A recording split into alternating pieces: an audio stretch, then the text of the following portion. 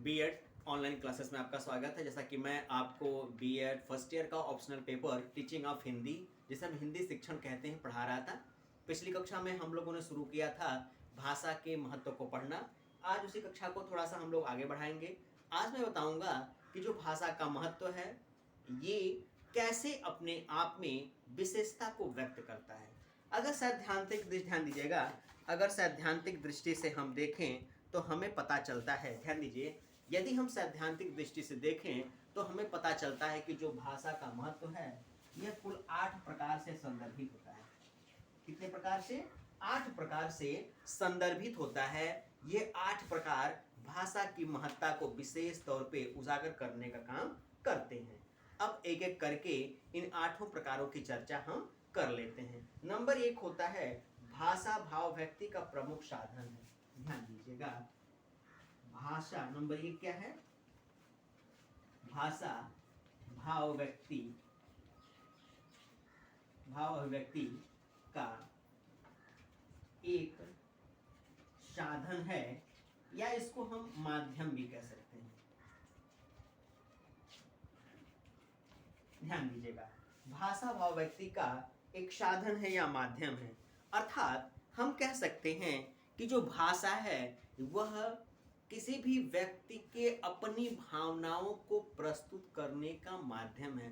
अर्थात व्यक्ति के मन में क्या चल रहा है, क्या उसकी आवश्यकता है, क्या वह व्यक्ति सोच रहा है, इस बात को व्यक्ति भाषा के माध्यम से ही प्रस्तुत कर सकता है। तो अगर भाषा के महत्व की बात करें तो हमें बताया जाता है कि भाषा का जो महत्व है वो 8 प्रकार से संदर्भित होता है, जिसमें पहला जो प्रकार है वो यही है, भाषा भाव व्यक्ति या अभिव्यक्ति का माध्यम है या प्रमुख साधन है। कहने का तात्पर्य है हम अपनी भावनाओं, अपने विचारों को भाषा के माध्यम से ही प्रस्तुत कर पाते हैं। ध्यान दीजिए, अब हम लोग देखते हैं भाषा के दूसरे महत्व की बात करते हैं। हम लोग देखते हैं कि जो भाषा का दूसरा महत्व है वो है भाषा ज्ञान प्राप्ति का साधन है।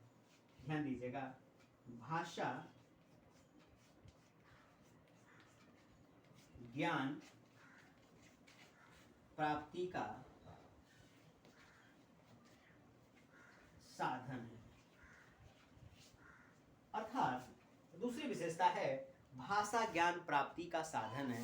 अर्थात कोई व्यक्ति, कोई बालक, वो यदि ज्ञानवान होना चाहता है, कहने का तात्पर्य है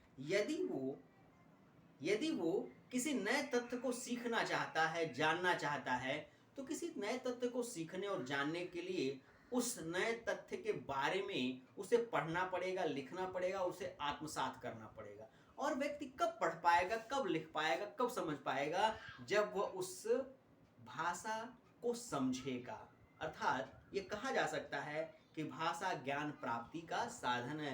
यदि हमें ज्ञान प्राप्ति करनी है तो हमें भाषा का ज्ञान होना चाहिए। बिना भाषा के हम ज्ञान नहीं प्राप्त कर पाएंगे।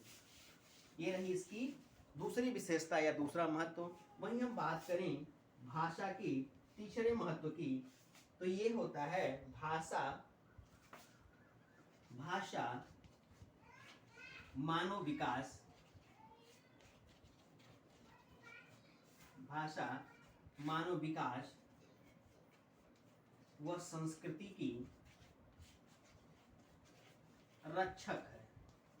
ध्यान दीजिए, सही बात है। अगर भाषा के महत्व की या भाषा की विशेषता की अगली बात करें, तीसरी बात करें, तो पता चलता है कि जो भाषा है वह मानव विकास और मानव संस्कृति की रक्षक है, सभ्यता के विकास का साधन है। भाषा मानव संस्कृति और सभ्यता के विकास का साधन है, क्योंकि भाषाओं के द्वारा ही हमें पता चलता है कि यह संस्कृति का समय क्या रहा है, कैसी संस्कृति रही है, कैसी उसकी व्यवस्था रही है, क्या उपादेयता रहती है। इन तमाम तथ्यों की जानकारियां जो हैं वो उस समय की भाषा से ही ज्ञात होती हैं। इसलिए हम लोग भाषा के महत्व को स्वीकार करते हैं। जैसे हड़प्पा या मोहनजोदड़ो सभ्यता या संस्कृति की बात करें, वो प्राचीन भाषा है, आदिम ज़माने की भाषा है, लेकिन उसकी तमाम लिपियों को आज तक नहीं पढ़ाया गया, जिसके कारण हम एक संभावना व्यक्त कर पाते हैं, लेकिन ये जान नहीं पाते हैं कि उस सभ्यता का समय क्या रहा है, उनकी अपनी संस्कृति क्या रही है, उनकी अपनी विशेषता क्या रही है। इसलिए कहा जाता है कि भाषा मानव संस्कृति और सभ्यता के विकास का साधन है। वहीं हम चौथी बात करें, ध्यान दीजिएगा, वहीं चौथी बात करें भाषा के महत्व की, तो ये होता है भाषा मौलिक विचारों को संरक्षित करने का साधन है। सही बात है। किसी भी व्यक्ति के मन में किस प्रकार की भावना पल्लवित हो रही है, पुष्पित हो रही है, ये प्रस्तुत करने का या उसके मन में उस विचार को मजबूती से रखने का जो माध्यम है वो भाषा होती है। जैसे ध्यान दीजिए, जैसे मौलिक विचारों का तात्पर्य होता है, जैसे अगर हम हिंदुस्तान की बात करें, भारतवर्ष की बात करें, तो भारतवर्ष में कई समुदाय, कई जात के लोग रहते हैं, कई संस्कृतियों के लोग रहते हैं, कई धर्मों के लोग रहते हैं। उनकी अपनी एक भाषा होती है, जिसके कारण कभी कभी समाज में असमंजस की स्थिति आ जाती है। समाज में एकता होते हुए भी एक रूपता दिखाई नहीं देती है। इसलिए कहा गया कि यदि एक देश, एक राष्ट्र और एक भाषा होगी तो स्वाभाविक सी बात है सभी लोगों की एक दूसरे से अपनी भावना व्यक्त करने में सहजता होगी और वह राष्ट्र के विकास के लिए आवश्यक हो। इसलिए कहा जाता है भाषा मौलिक विचारों को संरक्षित करने का साधन है। भाषा मौलिक विचारों को संरक्षित करने का साधन है, ध्यान दीजिएगा। वहीं इसकी जो पांचवी विशेषता दिखाई देती है, पांचवा महत्व जो दिखाई देता वो होता है भाषा मानव विकास का मूल आधार है। मानव मनुष्यत्व कब व्यक्ति प्राप्त करता है? जब वह भाषा को यथावत हुबहू उसी रूप में स्वीकार कर लेता है। वरना यदि मनुष्य के पास भाषा नहीं होती तो वह मनुष्य की श्रेणी में नहीं होता, वो जानवरों या अन्य प्राणियों की श्रेणी में खड़ा रहता है। हालांकि उनकी भी अपनी भाषा होती है, लेकिन वो अल्प विकसित भाषा होती है, वो उतनी प्रभावी और मजबूत पूर्ण नहीं होती है। इसलिए हम उदाहरण के तौर पे इन लोगों की बात करते हैं और इन लोगों की बात रखी जाती है। इसलिए कहा जाता है कि जो भाषा है वह मानव विकास का मूल आधार है। किसी भी व्यक्ति के, बालक के व्यक्तित्व का जो परिवर्तन है वह उसके भाषा से ही मुखरित होता है। वहीं हम छठी बात करें तो भाषा वैज्ञानिक विकास का आधार है। भाषा जो है नए तथ्यों, नए जानकारियों, नए विचारों को सीखने, आदान प्रदान करने का माध्यम होता है। इसलिए कहा जाता है कि जो भाषा है उसका विकास का जो आधार है वो वैज्ञानिक है। वहीं हम सातवीं बात करें तो पता चलता है कि भाषा आर्थिक विकास का आधार है। सही बात है। हम जितना पढ़ लिख लेते हैं, जितनी भाषाओं को अच्छे तरीके से समझ लेते हैं, उतने अच्छे तरीके से अपनी बात, अपनी व्यवस्था को मजबूती से बनाए रखते हैं और इस व्यवस्था से मजबूती बनाए रखने के कारण ही हमारी आर्थिक संपन्नता भी सुनिश्चित होती है।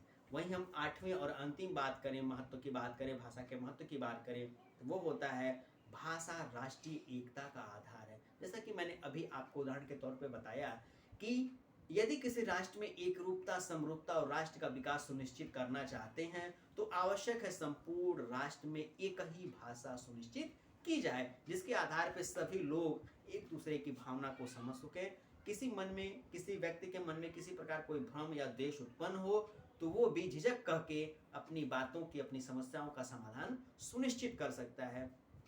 तो पता चलता है कि भाषा की अपनी विशेषता है और ये कहा जा सकता है कि राष्ट्रीय विकास में भी भाषा का जो है वो एकता के आधार को सुनिश्चित करता है। तो ये थे भाषा के महत्व के बारे में कुछ विशेष जानकारियाँ। आज की कक्षा में बस इतना ही।